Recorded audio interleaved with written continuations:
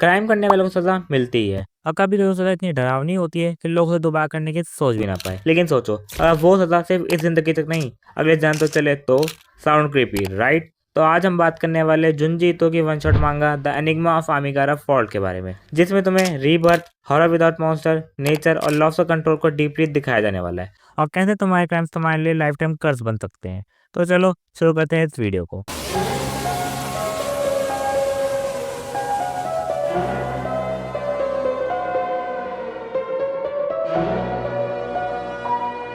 तो story start होती है एक माउंटेन से, जहाँ कुछ समय पहले एक अर्थक्वेक आया था, जिसने उस माउंटेन के साथ साथ वहाँ के आसपास के गांव और टाउन्स को पूरी तरह तबाह कर दिया है।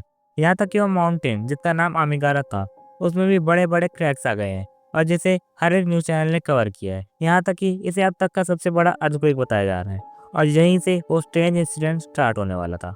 अब हमें अपने मेन कैरेक्टर दिखाया जाता है, जिसका नेम है ओवाकी, जो उसे माउंटेन पर जा रहा होता है ये देखने के लिए कि आखिर उस जगह का क्या हाल हुआ है। तभी उसे रास्ते में एक लड़की मिलती है जो अपना नेम योशिदा बताती है। वो आके पूछता है, क्या तुम भी मेरी तरह इस माउंटेन का जो हाल हुआ है उसे देखने के लिए आई हो? तो वो लड़की कहती है, हाँ, टीवी पर मैंने इसे देखा था और इसके बाद मुझे इसे रियल लाइफ में देखने का मन हो रहा था, तो मैं यहाँ आ गई। वो ऐसी बातें करते हुए जा रहे होते हैं तो वाकई बोलता है कि हमारी तरह दुनिया भर के बहुत सारे लोग इस माउंटेन को देखने आए हैं कि अर्थक्वेक से इसका क्या हाल हुआ है। पर जैसे ही वो माउंटेन के टॉप पर पहुंचे तो उन्हें कुछ ऐसा नजारा दिखता है।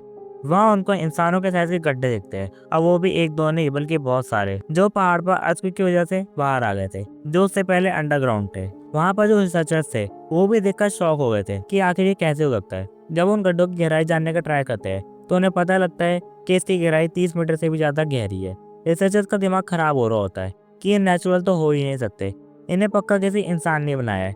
पर कैसे? क्योंकि ये गड्ढे हजारों साल पुराने हैं और उस समय ऐसी टेक्नोलॉजी थी ही नहीं, तो आखिर ये गड्ढे बनाए कैसे गए और इन गड्ढों को बनाने का पर्पस क्या है? और साथ ही में इन गड्ढों में जाने के कोई एंट्रेंस भी नहीं दिख रही थी। यहाँ पे रिसर्चर का दिमाग खराब हो रहा था। दूसरी तरफ हमें ओवाकी और योशिदा दिखाए जाते हैं। ओवाकी योशिदा को बोलता है कि केयरफुल रहो, कहीं तुम्हें चोट ना लग जाए। पर योशिदा कुछ ढूंढ रही होती है। ओवाकी बोलता है कि तुम क्या ढूंढ रही है? तो वो बोलती है, मैंने उसे टीवी पर देखा था, वो इधर ही होगा। ओवाकी पूछता है क्या? वो बोलती है कि मैं एक होल ढूंढ रही हूँ। वो बोलता है क्यों, उसमें ऐसा खास क्या है? वो बोलती है कि वो मेरे साइज का है, पर यहाँ इतने सारे होल्स है कि मुझे अपने वाला होल मिल ही नहीं रहा है। वो वाकई बोलता है, क्या तुम पागल तो नहीं हो गई हो? ऐसा कैसे हो सकता है? तुम्हें पक्का कुछ वहम हुआ है। पर वो बोलती है, नहीं, मुझे यकीन है वो मेरा ही होल है। वो वाकई बोलता है, ऐसा कैसे हो सकता है? तुम खुद ही सोचो, ये होल्स आज से हजारों साल पहले बनाए गए हैं, तो ये तुम्हारे साइज का कैसे हो सकता है? तो वो कहते हैं, नहीं, मैं मजाक नहीं कर रही हूँ, मुझे पक्का पता है वो मेरा ही होल है। तभी उन्हें पीछे से आवाज आती है, ओह, तो तुम दोनों भी अपनी होल ढूंढने आए हो? मैंने भी अपने साइज का एक होल देखा था टीवी पर, तभी मैं यहाँ पे आया हूँ उसे ढूंढने के लिए। और पता है क्या, मैंने उसे ढूंढ लिया। आओ मैं तुम्हें दिखाता हूँ, ये देखो, ये मेरे साइज का है। ये देखकर वो दोनों भी शॉक हो जाते हैं, पर वाकई अभी भी इस पर यकीन नहीं कर रहा होता है। वो बंदा बोलता है, कोई बात नहीं, मैं तुम्हें अभी ये प्रूफ करके दिखाता हूँ। वो अपने कपड़े उतारता है और उस होल्ड के अंदर एंटर कर जाता है। एंड ये देखकर वो दोनों शॉक हो जाते हैं कि ये उसमें परफेक्टली फिट हो जाता है। पर वो अंदर खींचना स्टार्ट हो जाता है और वाकई उसे बचाने का ट्राई करता है, पर अब तक बहुत देर हो चुकी थी। तभी एक रेस्क्यू टीम वाला पर्सन उस होल के अंदर जाने का ट्राई करता है, जिसकी हाइट एंड साइज उस सेम होल से मैच हो रही हो, पर वो भी 5 मीटर से ज्यादा अंदर नहीं जा पाता।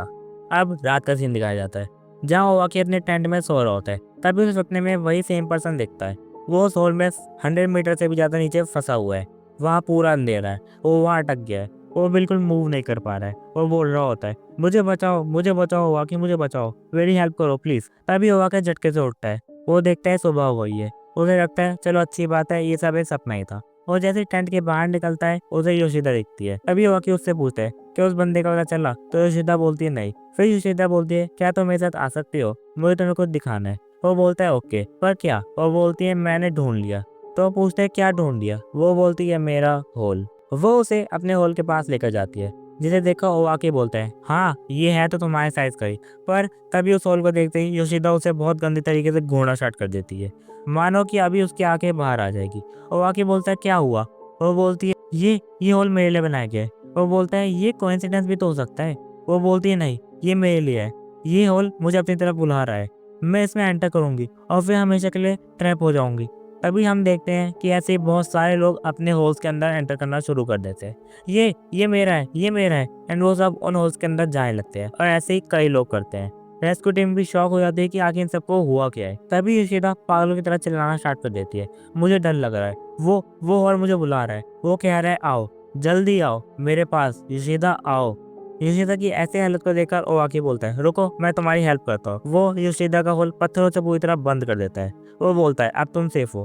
अब हमें रात का सीन दिखाया जाता है जहाँ योशिदा अभी भी डरी हुई होती है और ओवाकी के टेंट में ही होती है। वहाँ ओवाकी उसे बोल रहा होता है, डरो मत, मैं तुम्हारे साथ ही हूँ, तुम्हें कुछ नहीं होगा, अब तुम सो जाओ।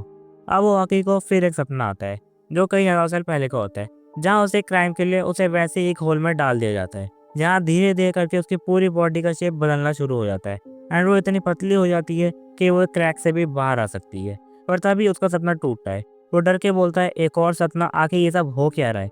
जैसे ही वो अपने साइड में चेक करता है, वहाँ योशिदा नहीं होती। वो उसको ढूंढने के लिए उसके होल के पास जाता है और वहाँ जाकर वो देखते हैं कि उसने सारे पत्थर हटा दिए, मतलब कि अब वो उसके अंदर चली गई थी। वो बार बार उसे आवाज लगाता है पर कोई रिस्पॉन्स नहीं आता। वो वहीं परेशान होकर बैठ जाता है और उसकी टॉर्च भी वहीं गिर जाती है। जैसे ही वो अपनी टॉर्च उठाने के लिए आगे बढ़ता है, उसे एक होल दिखाई देता है जो उसी के साइज का होता है। वो बोलता है, ये तो मेरा होल है। पर योशिदा के जाने के बाद वो इतना डिप्रेस हो चुका था कि वो भी उस होल में एंटर कर लेता है।